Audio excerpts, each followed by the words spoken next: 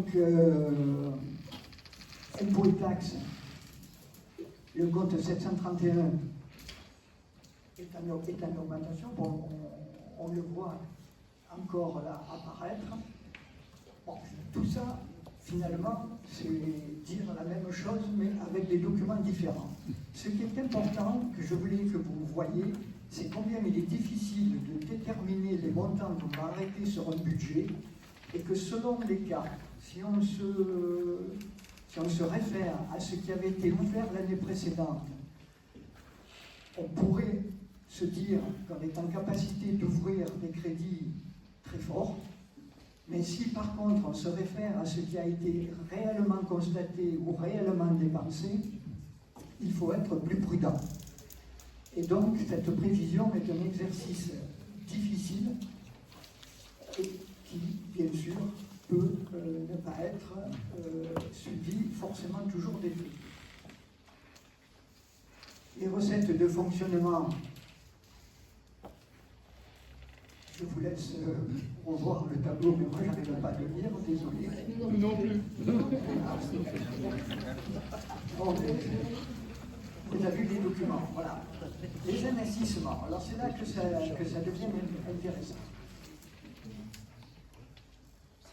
Le solde de l'exécution reportée, qui était un solde négatif de 278 528,37 €.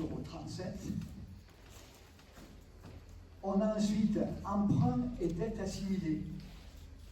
Pendant les 5-6 ans qui vont suivre, nous aurons à peu près toujours dans les 230 et quelques mille euros à rembourser à titre du capital emprunté.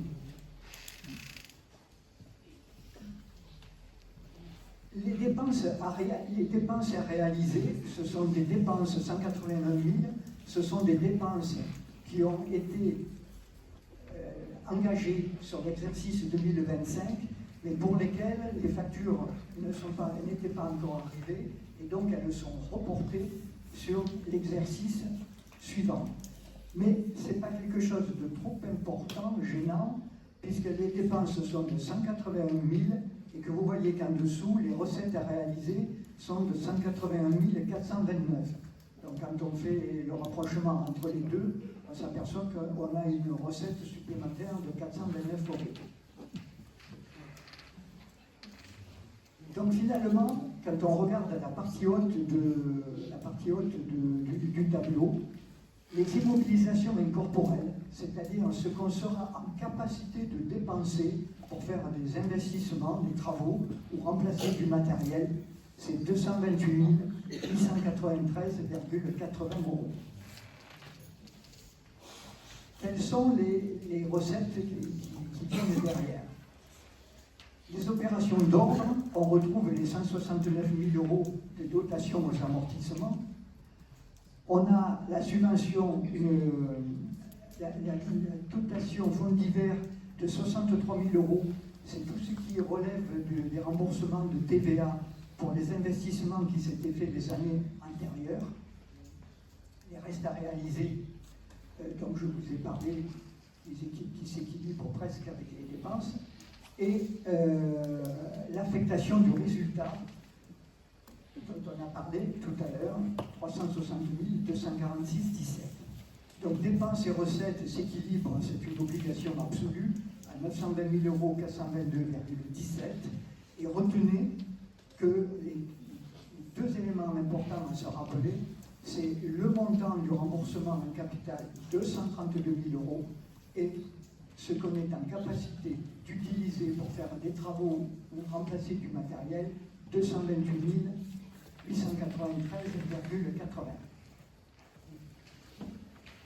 Finalement, on s'aperçoit au travers de ce schéma, de ce camembert, que les paris sont presque tous à égalité. Et remboursement des emprunts représente quand même un quart de notre dépense d'investissement, comme les dépenses d'équipement seront un quart aussi. Les restes à réaliser 20% et les dépenses, les déficits d'investissement 29%. ce tableau démontre quand même notre fragilité. On n'a pas beaucoup de marge de manœuvre, puisque je vous dis, on ne dégage que 25% de recettes pour faire des investissements. Donc le programme d'investissement est rappelé sur cette image, 228 893,80. Elle provient de différents éléments. L'autofinancement, mais là j'ai clairement indiqué la CAF moins le remboursement du capital. Ça fait que 83 747 €.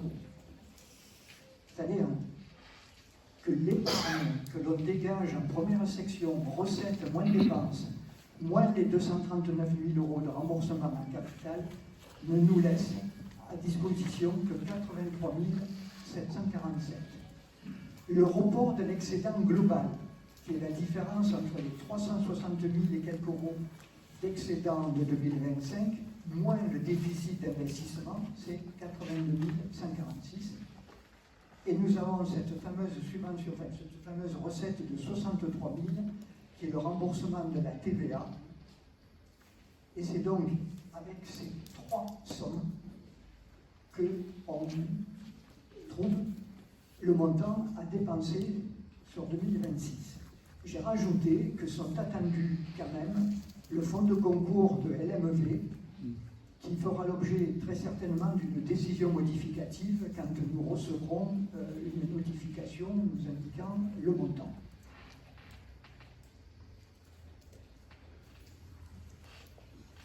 Bon. Alors là, je ne sais pas pourquoi, mais là je les vois bien. Si vous voulez bien, je passe, et voilà ce qui est important.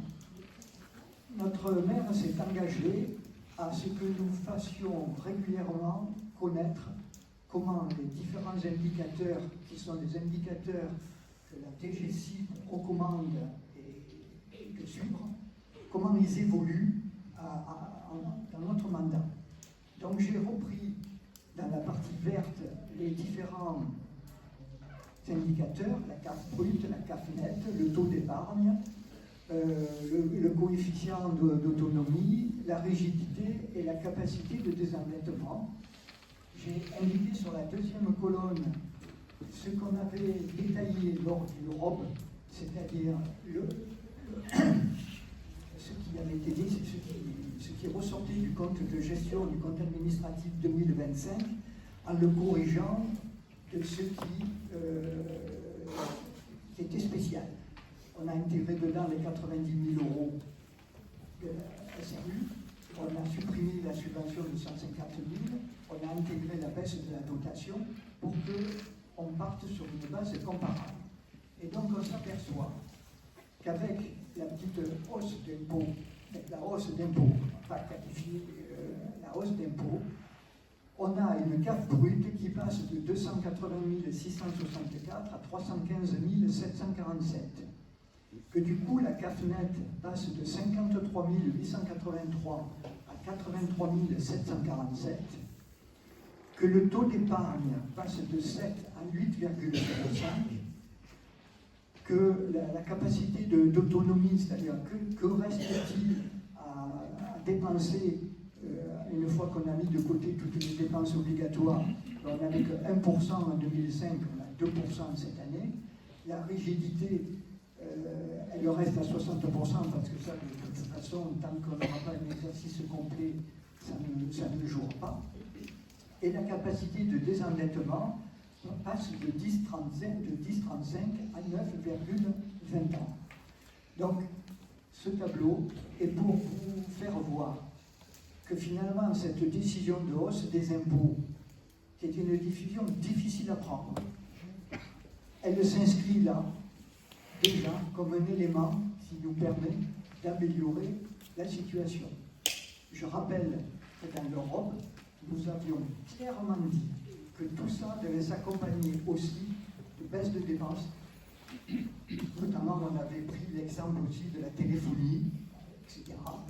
Et c'est par cette conjonction de recettes supplémentaires et de baisse de dépenses qu'il faut qu'on arrive à ce que notre CAF progresse toutes les années.